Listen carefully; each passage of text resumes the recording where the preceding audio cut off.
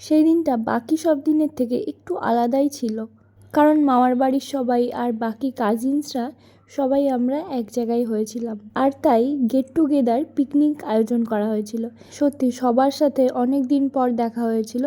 মামি তো এসেই সব সবজি টবজি কাটতে শুরু করে দিয়েছিল, আর এই যে মাংস আর পেঁয়াজটাও ধুয়ে রাখা হয়েছিল। বাইরে গ্যাস ওভেনে পিকনিকের রান্নাগুলো করছিল মামি। আর এই যে এটা ল্যাবড়ার তরকারি হচ্ছিল। ল্যাবড়া তো সবাই শুনেছো নাম, নিশ্চয়ই খেয়েওছো।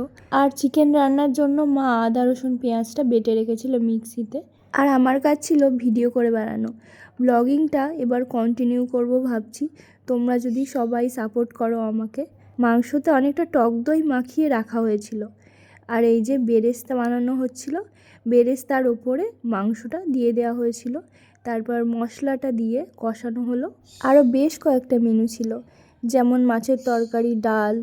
তেমনভাবে আমি শ্যুট করতে পারিনি, কারণ অনেক দিন পর ওদের সঙ্গে দেখা হয়েছিল, একটু গল্প করতেই বিজি ছিলাম। আর এইগুলো হচ্ছে আমার মাসির দিদির ছেলে মেয়েরা, বোনের মেয়েও আছে এখানে। এই যে এটা আমার বোনের মেয়ে পাখি দেখছিল, এখানে লাভ বার্ড আছে আমার দুটো। অন্য সময় তোমাদেরকে ভালোভাবে দেখাবো। রান্না শেষ হওয়ার পর সবাই খেতে বসে পড়েছিল। আর এই যে আমার মাসির যমজ দুই মেয়ে, দুজনেই পাশাপাশি বসেছে। ওরা অনেক দূরে থাকে বাড়ির থেকে, মহারাষ্ট্রে। ওদের জন্যই পিকনিকটা অ্যারেঞ্জ করা হয়েছিল, যেহেতু ওরা অনেক দিন পরে পুজোতে বাড়ি এসে। সন্ধেবেলায় বন্ধুদের কাছ থেকে একটা গিফট পেয়ে খুব খুশি হয়ে গেছিলাম। ওরা আমাকে জন্মদিনে এই ইন্ডাকশানটা গিফট করেছিল, তবে এখনও ব্যবহার করে দেখা হয়নি, কেমন সুযোগ হয়নি। একদম লাস্টে আমি খেতে বসেছিলাম, সবার খাওয়া হয়ে গেছে। আশা করি ভিডিওটা তোমাদের ভালো লেগেছে, ভালো লাগলে ফলো করে দিও।